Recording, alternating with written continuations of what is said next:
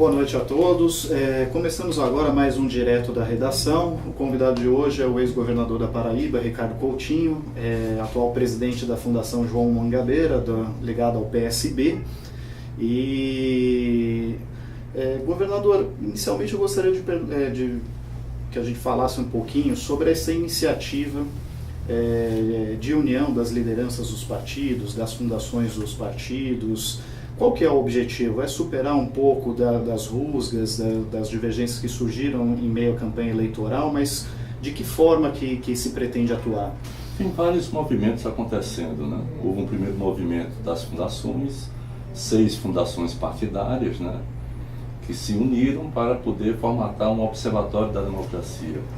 Ou seja, uma forma de acompanhamento das ações ou não ações do governo federal, onde cada uma ficou com um tema. A economia, a Fundação João Mangabeira ficou com ciência, educação, ciência, tecnologia e inovação, e a gente vai acompanhando mês a mês aquilo que o governo diz, faz ou deixa de fazer, né? Então esse é um espaço que nós agora estamos na segunda etapa, além de produzir textos, que é buscar instituições e entidades da sociedade civil, né? Os conselhos federais, as associações nacionais, a CNBB, para exprimir suas ideias, né?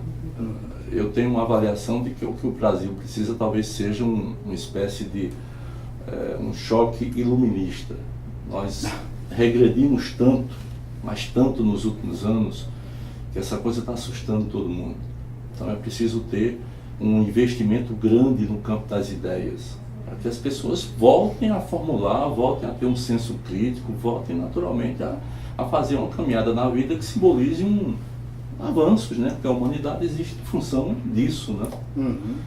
Então essa etapa das fundações está aí. Ao mesmo tempo, algumas pessoas, e aí de uma forma suprapartidária, o Guilherme Boulos, o Fernando Haddad, né? O Flávio Dino, enquanto referência do PCdoB, e era a Manuela também, enfim, nós começamos a conversar um pouco sobre a necessidade de tentar ultrapassar as barreiras que são naturais em função dos choques eleitorais, principalmente, que muitas vezes existem nos partidos, e procurar formatar um campo que simbolize uma necessária unidade.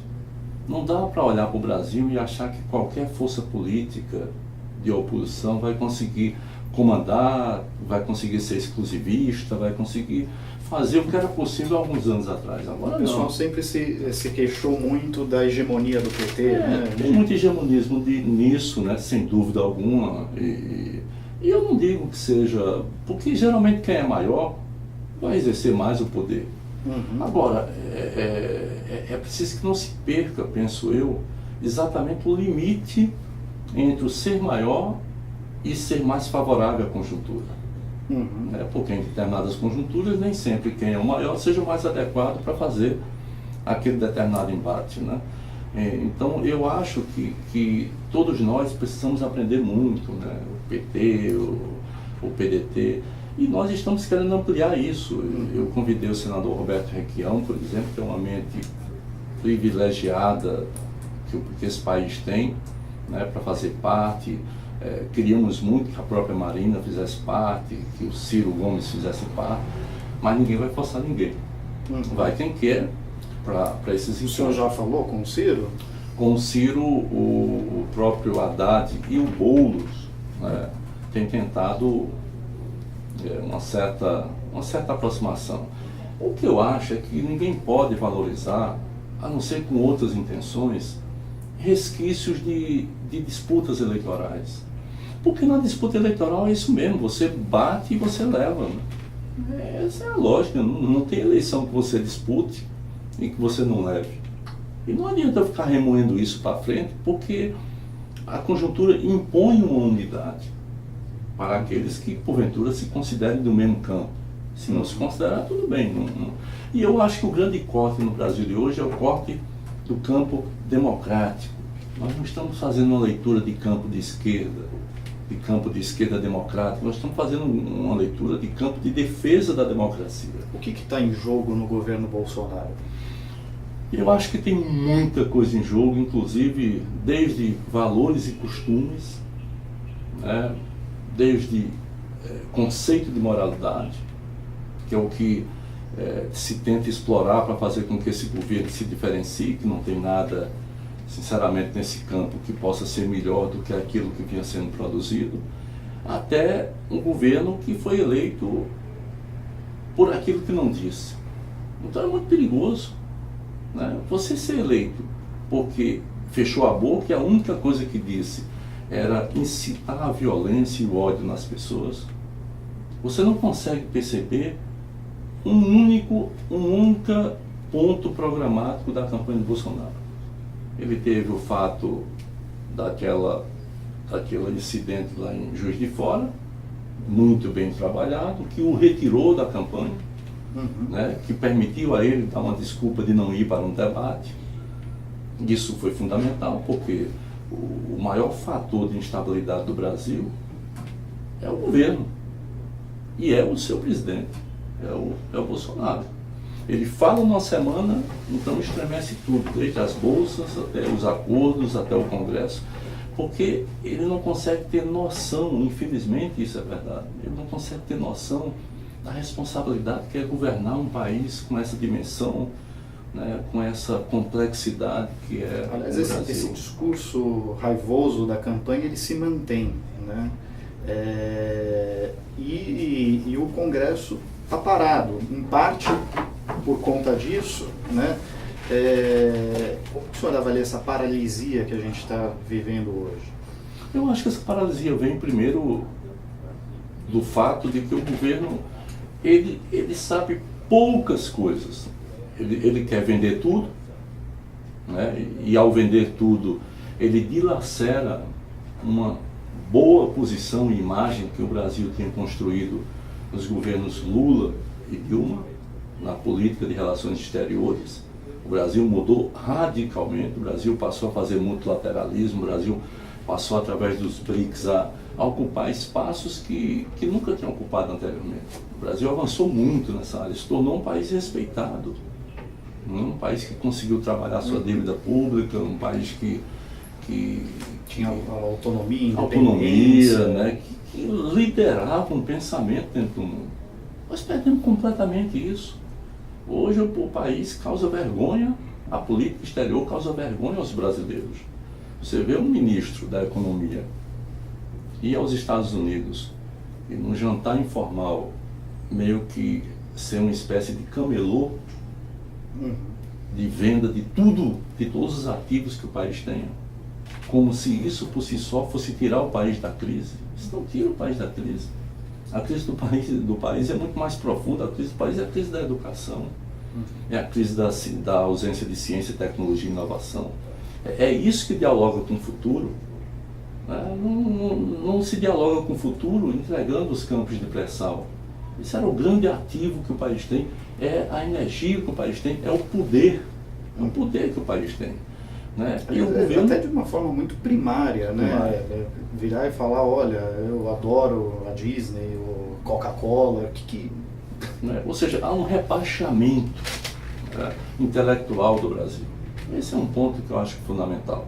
O outro ponto é que o governo, ele não disse até hoje o que ele quer fazer, fora as fanfarrices, com as políticas públicas consagradas. Você tem indígenas no país, você tem quilombolas no país, você tem um problema da agressão às mulheres, feminicídio, que vem aumentando. Você tem um problema gravíssimo de segurança pública, que não é um problema dos estados. É muito simples a União chegar e dizer, olha, segurança pública com os estados, né? E ao mesmo tempo você perceber que o crime ele se nacionalizou, o crime organizado se nacionalizou. Ele subiu do Sudeste para o Nordeste e aí elevou o patamar de homicídios. Por outro lado, o ministro Moro apresentou um pacote que endurece penas como a grande salvação da lavoura. Uma grande salvação. O que a segurança precisa é inteligência, é base de investimentos que possam nivelar as polícias. Eu falo à vontade, eu governei um estado que durante 7 anos foi o único estado do Brasil a reduzir os homicídios ano após ano, de 2012 até 2018. E agora, nesse primeiro trimestre de 2019, está tendo uma redução em relação ao primeiro trimestre do ano passado em 28%, o número de homicídios. Ou seja, a política desenvolvida é uma política de investimento em tecnologia, de investimento na inteligência, de territorialização dos combates, da ocupação do espaço, da corresponsabilização de polícia civil e polícia militar. Ou seja, é uma política pública. Nós temos uma política pública. Né? E aí vem o governo na contramão disso tudo. Né? Libera armas, incentiva o uso de armas, e o Brasil começa a viver pesadelos que até então eram coisas muito mais apropriadas para os Estados Unidos. Na Paraíba nós apreendemos por dia, durante 8 anos, por dia, 10,2 armas, e pagamos por ela. Quem apreende arma recebe o valor da arma que nós estipulamos e continua a receber. Ou seja, você tem uma lógica que é a lógica exatamente inversa àquela que o Moro, ou que o governo federal, tenta semear nas pessoas como solução para a segurança pública. O grande problema que eu acho é que o governo, ele, como não tem qualquer proposta factível, ele vai instabilizando o país para que ele fique com algumas teses retrógradas, sendo sustentado por uma parcela da população. E ele estica a corda a cada momento, como tem esticado com o Congresso, como tem esticado com o Supremo, né? Desorganizando o tecido institucional. Aonde se quer levar, eu sinceramente não sei. O que eu acho é que a população, e principalmente os setores intelectuais, os setores organizados, têm que ter muito cuidado com esse tipo de jogo, de cena, porque se você olhar para o Peru, foi exatamente isso. Para Fujimori se alçar numa condição de ditador, fechando o Congresso, fechando o Judiciário. Então é preciso, claro que são coisas completamente diferentes, claro que são trajetórias diferentes, mas é preciso ter muito cuidado com algumas simbologias que estão em jogo. Né? E essas simbologias estão dialogando com algo que esse país não pode mais aceitar.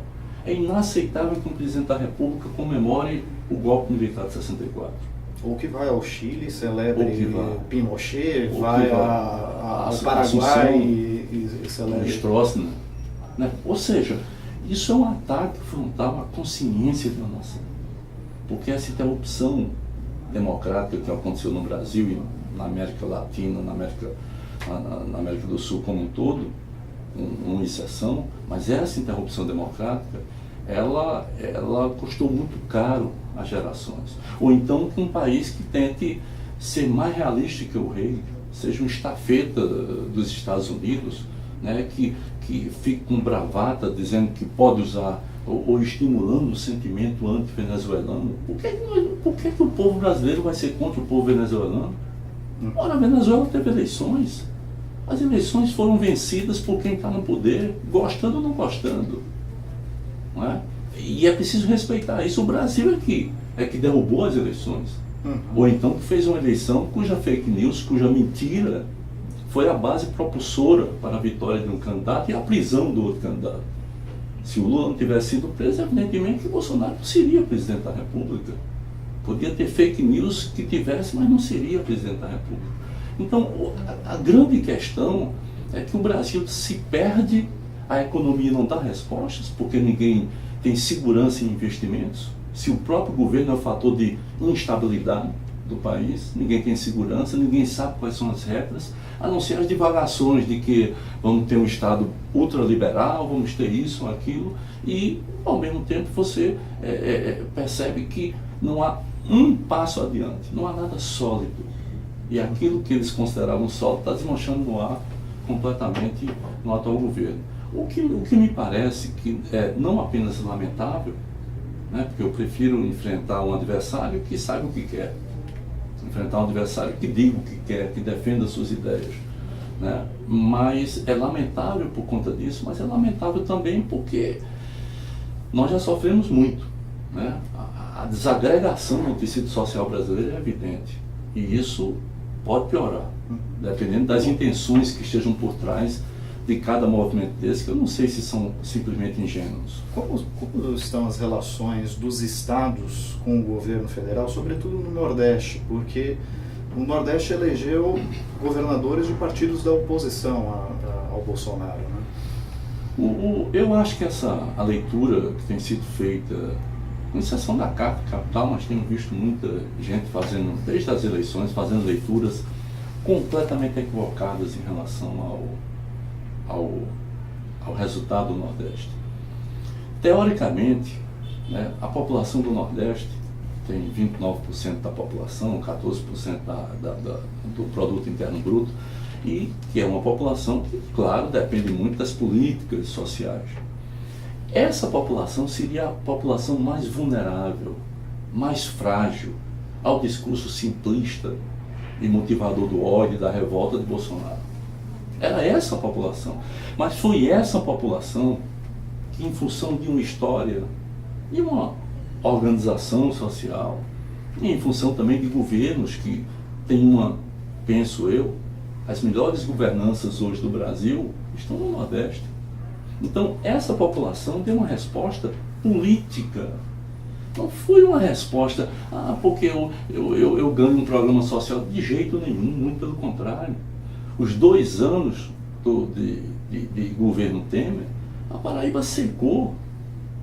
E a Paraíba é um dos estados mais equilibrados do país, é um dos estados que proporcionalmente mais investimentos fez. Não é? Quer dizer, você imagina um estado daquele tamanho, em 8 anos, ter feito 2.680 quilômetros de rodovias. Nenhum outro estado chegou perto disso. Ou 1.500 quilômetros de adutoras, nenhum outro estado chegou perto disso.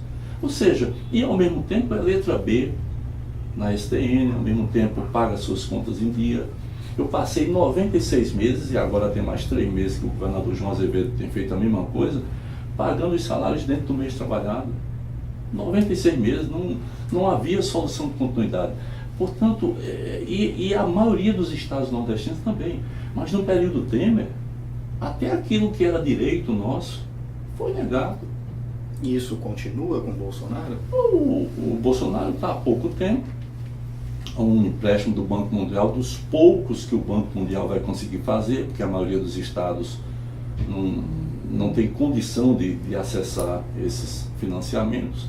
Então foi liberado agora, né, o que deveria ter sido liberado há 2 anos atrás. Foi negado no governo Temer, em função da posição política do governo do qual eu era o representante. Foi liberado agora, mas eu acho que foi liberado muito em função do Banco Mundial. Porque o Banco Mundial naturalmente poderia dar as costas ao Brasil e ir para a África e para outros países da América do Sul. Né? Então foi liberado de 50 milhões de dólares para um programa de combate e erradicação à pobreza rural, que já tinha há muito tempo. Mas eu acho que falta ao governo visão de país. Alguns têm uma visão de um país que não é o nosso, é do exterior, particularmente dos Estados Unidos e dos setores mais conservadores da política lá, né? E outros têm uma visão fundamentalista, né? A visão de que a vida aqui ela não tem a complexidade real que ela tem, né? Que são coisas que possam se dividir, mais ou menos aquela história do azul para o menino, rosa para mim. Ou seja, um diversionismo perigoso para uma nação como o Brasil. E eu acho que no meio disso tudo, o Nordeste tomou uma posição, os seus governadores agora, extremamente importante, criando um consórcio, né? Trabalhar a questão da segurança pública, um pode ajudar o outro, não precisa esperar a Força Nacional, que a Força Nacional são os policiais estaduais. A Força Nacional não é do governo federal, a Paraíba contribui com muitos policiais que manda para lá, não é? Portanto, as ações do Nordeste, né, de compras mesmo para educação, de compras para todas as áreas, elas podem ter uma diminuição. E eu fiquei muito feliz quando eu assisti a essa articulação, que é na verdade a única região que tem uma articulação de governadores mais consistente, porque não é de agora, é de muito tempo. Né? Então se conseguiu fazer uma espécie de identidade de uma região. E isso precisa ser levado em conta. Né? E eu acho que daí surge uma resistência para esse outro Brasil que é possível, que nós queremos, e surge também uma boa escola de governança pública. né, de governança, porque nós precisamos de governança, não dá também para achar que as pessoas vão viver só na semi-ideologia. As pessoas precisam ter resultados práticos, ter o seu estado, o seu município lá equilibrado, ter a escola funcionando, né? No Nordeste estão uma das escolas integrais. É no Nordeste que se encontra. Se você pegar Pernambuco, Paraíba e Ceará, talvez 80% dos alunos fazendo curso de ensino médio integral, manhã e tarde, estão nesses 3 estados do Brasil. Na Paraíba, há 3 anos nós começamos, já atingimos 45% dos alunos do ensino médio. E quando você mede as provas do SAEB, né, o IDEB, você percebe tranquilamente que nas escolas integrais você tem um salto enorme, né, muito maior do que naquela escola que fica ali com 2, 3 horas e que infelizmente ainda o estudante vai em busca lá de uma alimentação e que você não tem projeto de vida. Na escola integral você constrói um projeto de vida, o que para a juventude é fundamental. Se você pegar, eu estou falando da Paraíba porque é o que eu conheço mais, estudo mais, mas se você pegar o número de jovens assassinados, que no Brasil inteiro está em torno de 52%, dessa população enorme assassinada, 52% tem até 29 anos. É um genocídio. E são negros, em sua grande maioria, moram em aglomerados subnormais, enfim, é um corte social muito grande. Se você pega isso na Paraíba, você tem uma redução cada vez maior do número de mulheres assassinadas e do número de jovens assassinados. Né? Tem a redução geral e tem a redução dentro da redução exponencial dos jovens. Por quê? Porque nós ampliamos o acesso à escola e mudamos o conceito, tornamos a escola atrativa. A escola tem que ter um projeto de vida. Mesmo que você não cumpra o projeto, eu quero ser astronauta, tá, tudo bem, mas você quer ser. O importante é querer ser. Quando você não quer ser nada, você não acredita no amanhã. E é isso que a juventude brasileira ela tem. E contrariando todas as evidências científicas, a proposta do governo é de facilitar o porte de arma. Total. Que é uma excrescência intelectual. Né? É algo que só interessa a quem produz armas, a quem vende armas. Só interessa isso, evidentemente. Né? Isso não é só a liberdade de ter alguma coisa, porque isso não é liberdade. Né? Quem vai comprar uma arma de 8 mil reais? Né? Ou melhor, antes disso, quem são as vítimas da violência? As vítimas da violência no Brasil não são aqueles que têm muros de 10 metros de altura, que têm segurança armada, que têm cercas elétricas ao redor das suas casas. A violência no Brasil está na favela, a violência no Brasil está nos aglomerados subnormais, está na população negra. Existe um corte, que é um corte social muito grande. Essa violência aí, as pessoas não têm como e nem deveriam ter 8 mil, 10 mil para poder comprar uma arma. E para quê? Ora, as polícias existem exatamente para as pessoas não fazerem justiça com as próprias mãos. O Estado existe em função disso. Se você dá o direito às pessoas de resolverem suas diferenças, quaisquer que sejam elas, na base da bala, eliminando o outro, você está dizendo que o Estado é dispensável. Né? Você está reorganizando uma coisa chamada barbárie. Na prática, também admitindo a sua incompetência, né? Porque a responsabilidade de garantir a segurança da população é do Estado. Se você vira e fala, olha, é você que tem que se defender... Passei a campanha toda dizendo isso aos soldados e policiais. Disse isso muitas e muitas vezes, exatamente dessa forma. Que eles compreendessem que mais do que um gesto de combate à violência, na verdade era uma desmoralização do trabalho deles. Né? Porque é exatamente isso. Se eu tenho profissionais adequados para o combate ao fogo, e vou dizer que as pessoas em casa têm que ter um exemplo, né, um figurado, né, para poder substituir, eu estou dizendo que esse pessoal não tem capacidade de fazer o combate ao fogo. Da mesma forma são os policiais. Se eu tenho uma força organizada, centenária, de combate, né, de combate da repressão qualificada, que é necessário ter, evidentemente, ora, e se eu estou dizendo que cada um se arme e resolva por si só, É claro que em nenhum país do mundo isso deu resultado, não vai dar aqui. Você vai ter um aumento, claro, da violência, claro que é dessa forma, né? Eu perdi um pouco a ingenuidade ao longo da vida, é evidentemente que tem gente que ganha com isso. Quem ganha com isso é quem fabrica arma, vai ampliar mercado. Agora, governador, os partidos de esquerda também se uniram nos últimos dias na oposição à reforma da Previdência do Bolsonaro. Por que essa proposta ela não pode prosperar, né? E ao mesmo tempo eu pergunto como fica a situação dos estados que também estão espremidos com as suas previdências, né, às vezes saindo do controle e tal.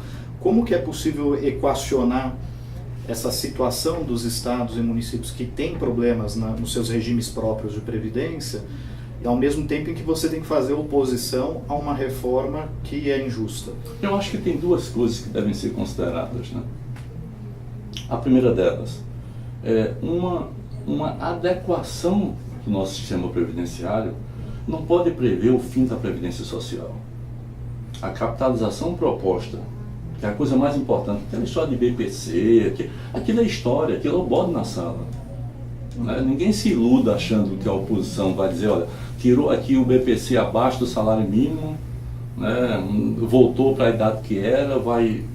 Não, aquilo é o bode na sala, eles estão preparados para retirar o bode. É assim, e deixar o bode maior. Qual é o bode maior? É a capitalização. A capitalização inviabiliza a previdência social, que é a previdência de todos, que é a previdência da população. É uma proposta que efetivamente você não pode ter uma pessoa, um trabalhador apostando e recolhendo recursos para que no fim da sua vida, depois que trabalhar, ela vai viver com aquilo que ela conseguiu juntar. Evidentemente que a experiência do Chile ela foi terrível e traumática. Acho que a do México até pior. Até pior. Né? Ou seja, ela acaba com a previdência e ao mesmo tempo acaba com as pessoas. As pessoas apostam numa coisa que é uma ilusão. Então essa questão da capitalização ela precisa ser combatida e retirada. A outra questão são os exageros que existem no sistema de proteção da previdência. Né? Você tem gente muito jovem se aposentando, sem um tempo de contribuição adequado. Você tem trabalhadores intelectuais que talvez estejam no seu melhor momento, né, de produção e ao mesmo tempo saem e vão servir na educação, vão servir nas faculdades e universidades privadas principalmente. Então, você tem adequações a fazer, mas preservando a questão de que a previdência não pode ser interesse simplesmente do mercado financeiro. Agora, outra coisa que tem gerado muita desconfiança é o fato das regras da Previdência estarem sendo retiradas da Constituição.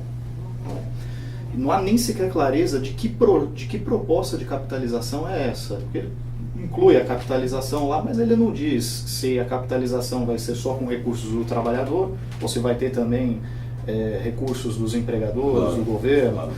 Não há clareza de muita coisa, porque tudo vai ser regulamentado por leis complementares que, em tese, são mais fáceis de aprovar no Congresso. O senhor identifica nisso um problema também? É um grande problema porque trabalha com circunstancial. Né? Se em algum momento o peso de uma determinada proposta, o peso econômico inclusive, né, ele for meio que avassalador, o Congresso, por maioria simples, estaria formatando um outro tipo de previdência. A previdência não pode ser desconstitucionalizada, tem que permanecer na Constituição. Essa é uma coisa que me parece que é fundamental. A outra questão é que eu acho que o governo foi com muita sede ao pote, né? Porque a proposta que o governo apresenta é uma proposta claramente antipopular e tendenciosa ao mercado financeiro, ao sistema financeiro. É o sistema financeiro que exige a proposta. Até porque vai gerir esses fundos. Vai gerir os fundos e vai captar a previdência privada de uma forma... há 30 anos atrás, quantos tinham plano de saúde? E olha que não existia, 40 anos atrás, nem o SUS dessa forma de alta complexidade, cuidando. Não existia naquela época. Você tinha uma rede de saúde muito mais dispersa, despreparada, né? Pois bem, então os planos de saúde começaram apenas para uma pequena parcela da população, uma que tinha um poder aquisitivo mais alto. E depois foi se popularizando, porque mesmo aqueles que têm pouco, e mesmo se tratando no SUS, porque evidentemente se trata, 90% se trata no SUS, né? Uma urgência, emergência, vai todo mundo para o SUS, né? Quer dizer, sem falar e ainda bem que vacinas, SUS, controle de vetores. Exatamente, ou seja, o SUS é fundamental para o país, mas hoje você tem uma parcela muito maior, popular, dentro dos planos de saúde.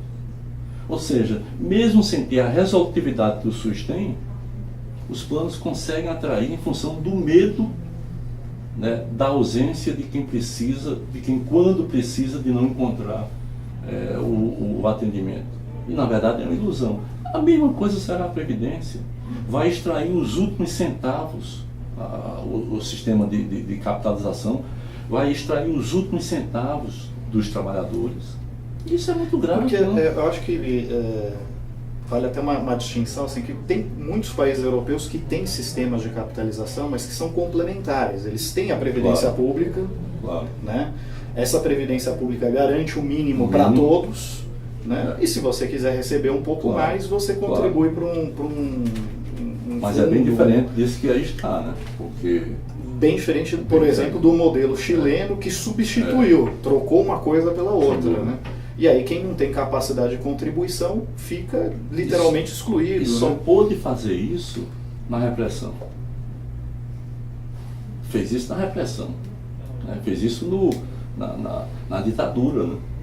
Porque é claro que um povo como o chileno, profundamente, historicamente organizado, não iria ter uma reação muito forte àquilo tudo, né? E hoje está aí o problema, né? Uma previdência que estraçalhou um país que está ficando velho e pobre, profundamente pobre, né?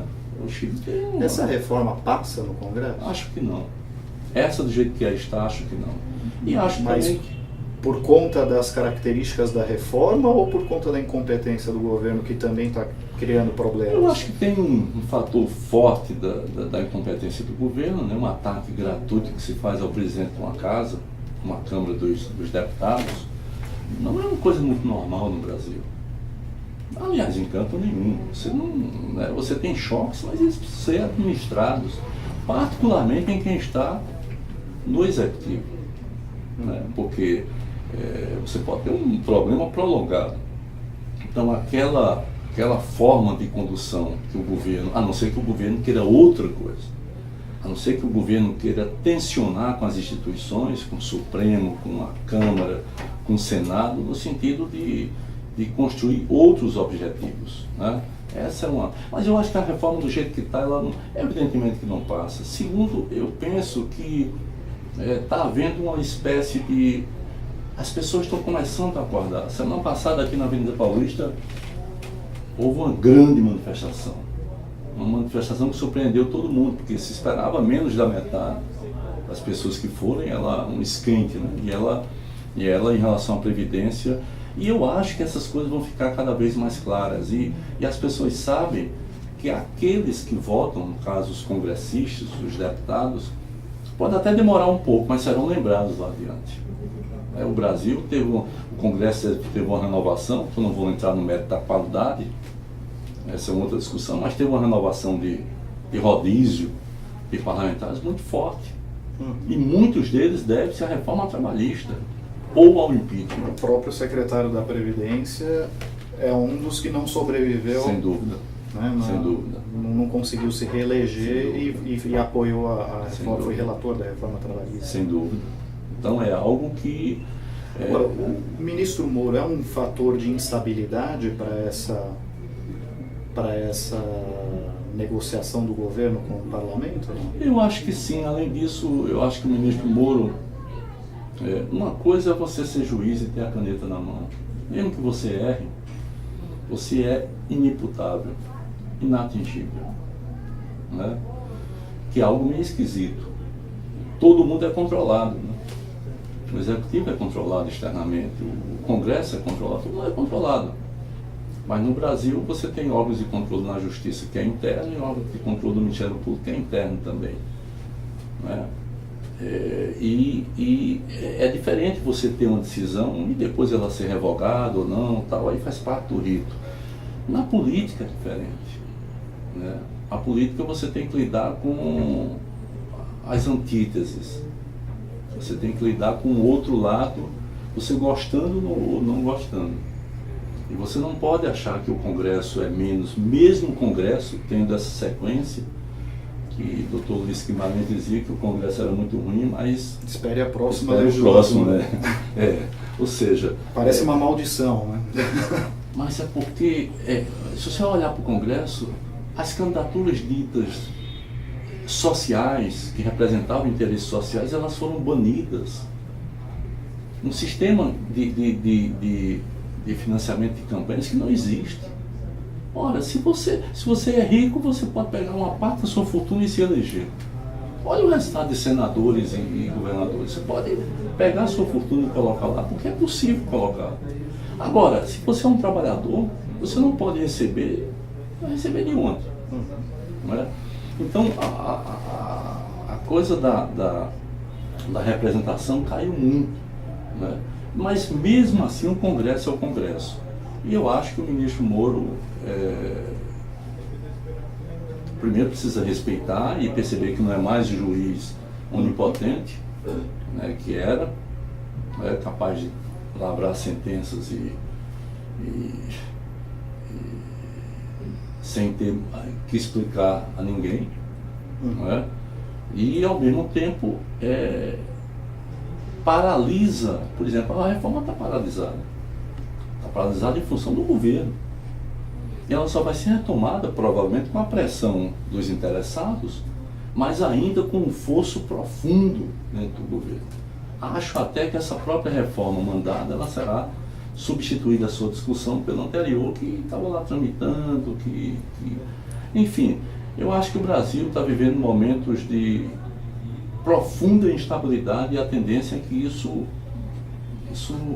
infelizmente se aprofunde cada vez mais. E para a esquerda, qual seria a forma mais inteligente de lidar? Unidade. A esquerda tem que entender que não pode ser hegemonista, mas ao mesmo tempo não pode se dar o luxo de ficar com a palmatória, né, moralista nas mãos. Porque essa palmatória é o jogo da direita. A direita quer isso. Né? E a direita, se tem alguém que não pode falar absolutamente nada neste país, porque governaram, não fizeram nada, não tem políticas públicas, não tem zelo pelo dinheiro público, não articularam o Estado brasileiro para poder combater. Porque a Polícia Federal não era essa Polícia Federal há 20 anos atrás, não.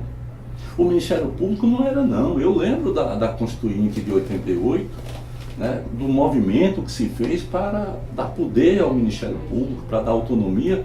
E lembro também que antes do governo do presidente Lula, o Ministério Público captava muito pouco. Então, tem muita gente que talvez esqueça o que acontece ontem. Né? O procurador-geral tinha um apelido de engavetador-geral. Você não tinha nenhum respeito por nada das escolhas. Ou seja, essas instituições, elas cresceram muito. É fundamental que elas cresçam dentro do seu tamanho. Não pode haver hiperplasia de nenhum organismo institucional no país, porque aí desequilibra, né? Desequilibra a base da democracia, que é exatamente a autonomia, porém com harmonia entre os poderes. Você não pode ter poder contra poder.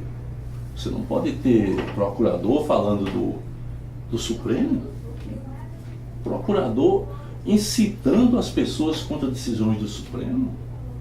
Eu posso até morrer de discordar das decisões, mas é o órgão superior, não há nada mais lá para cima.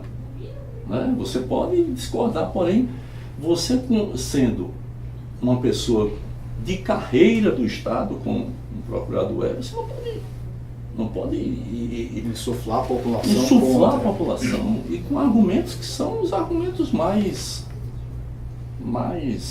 assim, básicos, elementares, rasteiros possíveis, como se fossem donos da propriedade de combater a corrupção. Não são, não. Agora, a Lava Jato completou 5 anos. Qual é o saldo dela? Olha, eu acho que o Brasil tem muitos problemas com a questão de desvio de recursos públicos, da própria corrupção, que não é só o político que é corrupto, não. Né? Tem alguém ganhando fora aí. Né? E esse alguém geralmente é muito esquecido. Né? Mas eu acho que a Lava Jato, talvez, na opinião de alguns, ou no fazer de alguns, tenha buscado perseguir isso. Agora, sinceramente, o saldo é trágico. O Brasil se estraçalhou enquanto economia. Nos Estados Unidos, a coisa mais difícil é você quebrar uma empresa. Às vezes você tira tudo como pena, como punição do empresário, mas quebrar a empresa não. No Brasil se quebrou, as empresas de ponta foram todas quebradas. Ficaram sem competitividade. Elas não conseguem mais, há 5 anos não conseguem, fazer o que estavam fazendo anteriormente. Chegaram a acusar o presidente Lula de fazer facilidades para a empresa lá fora. Todos os presidentes fazem. Olha, se eu posso colocar uma empresa brasileira para explorar alguma coisa, petróleo, construção, barragem, em outro país, por que eu não vou fazer? Isso não é crime, isso é defesa da economia nacional. Né? Então, as empresas de ponta, particularmente na construção civil, elas foram quebradas. Né? O petróleo, nós estamos entregando o petróleo. A energia, que é o fator das guerras, todas as guerras, o ataque contra a Venezuela é por conta do petróleo. Não é por conta de Maduro, de Chávez. Maduro, os Estados Unidos vai lá reclamar da China por conta do seu presidente. Ou da Arábia Saudita. Ou da Arábia Saudita. Isso é bobagem, né? Acredite quem quiser, mas é bobagem. A questão da Venezuela é o petróleo. E querem usar o Brasil, né, como marionete. E eu espero que haja um mínimo de bom senso, até mesmo porque as Forças Armadas da Venezuela foram atualizadas ao longo desses tempos. A do Brasil, não. Né? Então isso é algo que precisa ser considerado, além do que a autodeterminação dos povos é fundamental. Né? Ou seja, a Venezuela tem a sua política, tem o seu projeto, e quem governa ganhou as eleições. Aqui no Brasil, quem ganhou as eleições foi derrubado. Foi derrubado sem crime de responsabilidade. E quem responde por isso hoje? Ninguém. É como se, não, isso é passado. Não é passado, não. Quem não consegue reconhecer o passado não formata o futuro. Né? Então, o saldo na economia foi trágico. O Brasil entrou numa estagnação, não tem perspectiva de crescimento. Né? Nós tivemos, neste período, nesta histeria, né, coisas criminosas contra o povo brasileiro, como é a lei do teto de gastos. Você fazer uma lei fiscal, econômica, dentro da Constituição, e uma lei que trata os pobres de uma forma terrível, né, brutal, porque é isso que aconteceu. E todo mundo aplaudiu. O Judiciário aplaudiu, o Congresso aplaudiu, e agora vão começar a perceber as agruras e a violência dessa lei. Porque se você olhar para um posto de saúde, aquele medicamento que está lá, o princípio farmacêutico é em dólar. O equipamento do hospital é em dólar. Não tem nada a ver com a inflação do ano passado. E no Brasil, durante 20 anos, você acha que vai controlar os gastos públicos em função disso. O controle de gastos públicos se dá em função da política do governo, de cada um. E precisaria ser discutida nas eleições. É porque se você consegue aumentar a receita, você pode gastar mais. Sem dúvida, sem dúvida, sem dúvida. Ou seja, por que não se trabalha uma nova proposta de reforma tributária? Por que lucros e dividendos não se pagam o que deveria pagar? Por que as grandes fortunas são isentas de... Ou seja, essa é a discussão de um país que em 2 anos, 2016 e 2017, conseguiu diminuir em 6% e 50% mais pobres a renda. e aumentou em 9% os 10% mais ricos. Ou seja, é um país com uma profunda concentração de riquezas.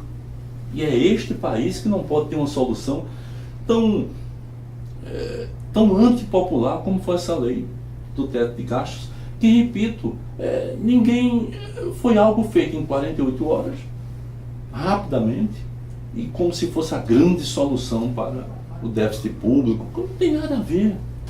Quem paga esse pato aí é quem precisa do Estado brasileiro. Quem precisa do Estado brasileiro, quem precisa da justiça, quem precisa da segurança pública, quem precisa da saúde, quem precisa da educação. É esse pessoal aí que paga essa conta. E isso, no Brasil, foi talvez a maior artimanha dos mais poderosos. Foi aprovar algo. Isso foi feito no meio daquela histeria, que era uma histeria anti-Estado, né? Anti-Estado, anti-poder público, uma histeria que caracterizava a nossa maior empresa, a principal empresa, como a fonte dos problemas do Brasil. A Petrobras nunca foi a fonte dos problemas do Brasil, muito pelo contrário. A Petrobras é uma empresa que joga duro como qualquer outra grande empresa petrolífera no mundo.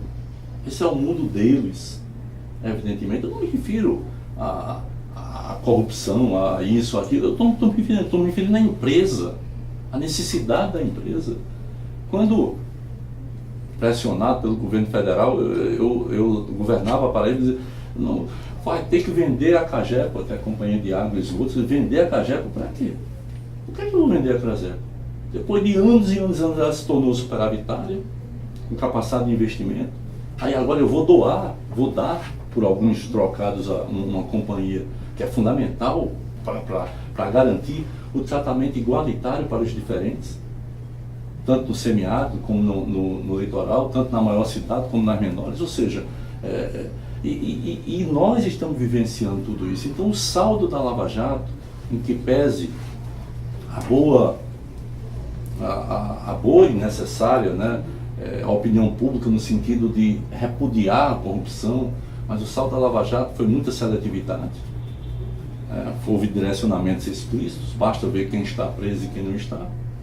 Né? Foi usar para uns o beneplácito da dúvida, para outros a crueldade da condenação sem ter a menor prova. Né? E acho também de ser uma espécie de tribunal superior acima de qualquer um outro tribunal, porque passou a fazer jurisprudência, passou a condenar pelo Brasil todo. Numa teoria de que se aquilo aconteceu lá e teve alguma relação com aqui, então venham todos para cá. Isso me parece completamente inconstitucional. E eu acho que o princípio da justiça não pode ser prender para perguntar. O princípio da justiça é você perguntar, provar, caso tenha culpa, prender. Né? Se inverter o princípio da justiça, elevando a um patamar enorme a figura da delação do delator. Ou seja, observe, você não tem mais. Ou seja, a investigação, a prova é a delação, como que aquele delator, que é um criminoso, se auto-reconhece como tal, o que ele disser passa a ser verdade. Eu fiquei espantado quando eu vi das 82 delações que o pessoal da Odebrecht fez, 22 foram colocadas na lata do lixo, porque não tinha nada batido. Ou seja, eram delações para a ocasião. Né? Ou seja, é um princípio que efetivamente não se coaduna com o princípio da investigação. Às vezes a versão de um delator muda, e quando muda e atende certos interesses, ela passa a valer. Não pode. Né? E isso é extremamente grave. É preciso se repensar essas coisas todas, para que a gente possa combater a corrupção corretamente, seguramente, mas para que a gente possa também, né, não envenenar o país. Não fazer com que o país... Você imagina o que é que um presidente da República, como se não tivesse nada para fazer, e sem ter crime apontado, ou seja, ele define o criminoso para depois ir atrás do crime. Não, vou fazer uma lava-jato na educação. E confunde tudo. Se acha na condição de judiciário, confunde tudo, ou seja, como se o país não já tivesse problema demais. Né? E ao mesmo tempo, não tem nada para acusar. apenas quer achar alguma coisa para, naturalmente, comprometer, sejam empresários ou então sejam governantes, né? Ministros, secretários, enfim. Esse é um período muito duro que o país está passando. É preciso, eu acho que muita resiliência e muita força nesse momento, e ao mesmo tempo uma espécie de renovação de espíritos dentro dos movimentos sociais, dentro dos segmentos, dentro da intelectualidade, né? Cadê as nossas universidades? Né? Estão discutindo o que nesse momento? Estão dando aula sobre o quê? As universidades estão sendo desconcertadas, né? Ou seja, viraram alvo das mais absurdas especulações. O que aconteceu nos Estados Unidos, no Rio de Janeiro, na UFRJ, é um absurdo, né? Se condena as pessoas em função, sem respeitar a autonomia, em função de uma fundação, né? E em função de que você tinha, por exemplo, quem tinha a conta contribuindo para fazer com que determinados seminários, passagens funcionassem dentro da universidade, tudo comprovado. Você condena e você criminaliza a universidade. É preciso que a universidade passe a discutir, na essência, mais do que isso aqui, discutir ética e democracia.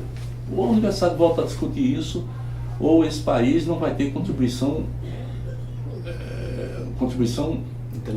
intelectual consistente, né, para fazer com que ele saia dessa quadra de tempo terrível que nós estamos vivendo desde 2014, 2015 aqui dentro.